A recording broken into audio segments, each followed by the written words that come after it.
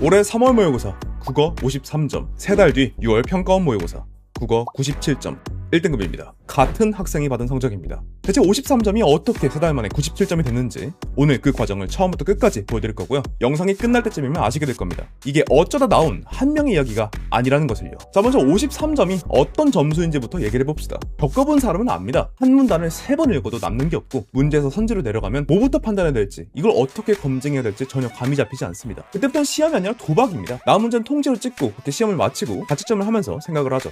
국어는 진짜 답이 없구나. 1년을 걸기로 한 사람에게 53점, 이 성적표가 어떤 의미인지는 굳이 설명하지 않겠습니다. 지금 그 기분을 정확히 알고 계시는 분들이 아마 이 영상을 시청 중이실 테니까요. 처음 오신 분들을 위해서 제 소개를 짧게 하겠습니다. 저는 국어 강사 국현입니다. 수능을 4번 응시해서 모두 국어 100점에 맞았고 정시로 서울대학교 철학과에 입학했습니다. 모두 제 이전 영상들이 있으니까 궁금하시면 찾아보고 오시고요. 자, 그럼 이 학생이 3개월 동안 뭘 했느냐? 자, 팩트부터 말씀드릴게요. 자, 이 학생이 들은 강의는 정규반 커리큘럼 비문학의 역설계 딱 하나뿐입니다. 그런데 53점이 97점이 됐습니다. 양으로 밀어붙여서 만든 결과가 아니란 뜻입니다. 그 방향이 달랐던 겁니다. 수능은 한국교육과정 평가원이 출제합니다. 그리고 평가원은 문제를 마음대로 낼 수가 없어요. 자기들이 가르친 출제 원리에 의거해서 출제를 할 수밖에 없죠. 그래서 지문이 구성되는 방식에도, 정답의 근거를 숨겨두는 위치에도, 선지를 구성하는 틀에도 정해진 원칙이 반드시 있을 수밖에 없습니다. 저는 이걸 평가원의 족쇄라고 부릅니다. 그 족쇄를 거꾸로 이용해서 평가원이 문제를 설계한 그 순서를 반대로 밟아 정답까지 가는 것, 그것이 제가 가르치는 역설계입니다.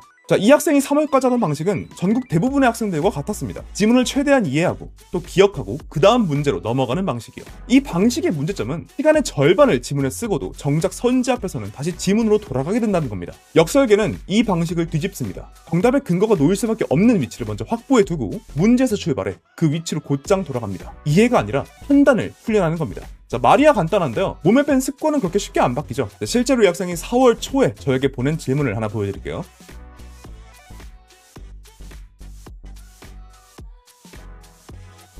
처음에는 이게 잘 따라올 수 있을지 확신이 안 서는 게 당연합니다. 10년 넘게 글을 그렇게 읽어왔고 문제를 그렇게 풀어왔으니까요.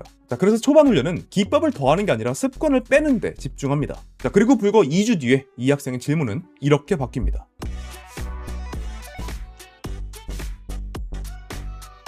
질문의 수준이 완전히 다르죠. 4월 초에는 습관과 불안과 싸우던 학생이 4월 중순 되니까 지문의 구조를 놓고 저와 토론을 합니다. 자, 이 변화를 만든 게 바로 자가진단입니다. 어떤 유형에서 어떤 판단이 틀렸는지, 아무런 마치 문제가 있었는지를 판단해보고 이걸 잘 풀기 위해서, 내가 개선하기 위해서는 어떤 식으로 해나가야 될지 그 전략을 구축했고요. 제가 피드백을 남겼습니다. 자, 성적이 오른다는 건 결국 약점이 메워진다는 뜻입니다. 그런데 대부분의 학생들은 자기 약점이 어딘지도 모른 채 문제의 양만 들립니다. 이상한 사설도 풀고요. 풀었던 문제를 다시 그냥 복습해서 다시 한번 똑같이 풀기도 하고요. 그러니까 3달이 지나도 3월에 나와 6월에 내가 똑같은 사람인 겁니다. 이 학생은 자기가 어디서 무너지는지를 확인했고 그 지점들을 정확히 고쳤습니다. 자, 여기까지는 제 설명이었고요. 이제부터는 이 학생이 직접 쓴 글입니다. 제 디스코드 수강생 라운지에 올라온 채팅이에요. 여러분도 직접 가서 보실 수 있습니다.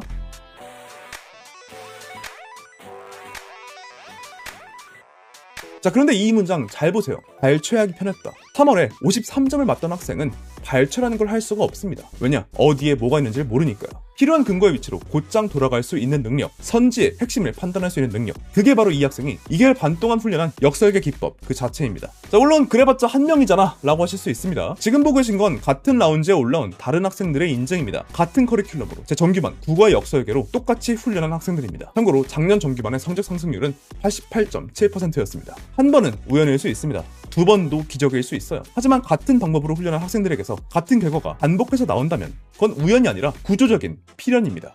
물론 이 영상 하나로 저를 믿으실 필요는 전혀 없습니다. 역설계 기법의 핵심 내용은 이미 제 채널에 엄청나게 많이 올려두었습니다. 그 영상들 한번 보시고요. 지금 바로 기출 하나 꺼내가지고 직접 적용해보세요. 되는지 안 되는지는 여러분이 제일 정확하게 직접 판단하실 수 있을 겁니다. 자, 그리고 그 결과를 확인하셨다면 다음 선택지는 하나입니다.